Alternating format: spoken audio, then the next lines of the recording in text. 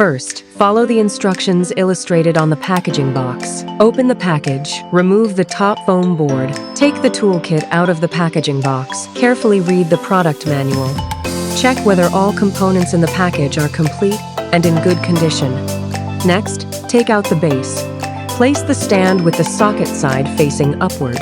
Insert it vertically into the installation slot on the foam board to secure it. Then take out the column. With the support of the floor, insert the bottom of the column into the socket of the base. Use a screwdriver to fasten the 4 screws into the mounting holes at the bottom of the base and ensure the installation is secure.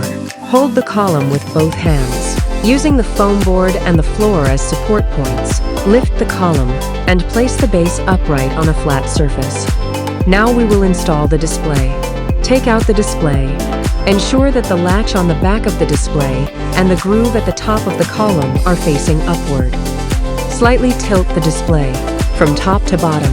Hook the groove on the back of the display onto the mounting post at the top of the column securely. Then press the back of the display against the metal plate until you hear a click. Confirm that the lock is securely fastened.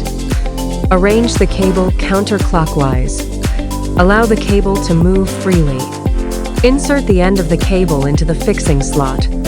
Then plug the connector into the corresponding port on the back of the display. Ensure the connection is secure. Remember to properly connect the power adapter to the device. Press the power button on the side to check whether it can power on normally. Finally, install the circular cover with the logo facing upward onto the back cover. Please refer to the video for the motion. Rotate the screen left and right to confirm the installation is secure. Installation complete. Enjoy your device.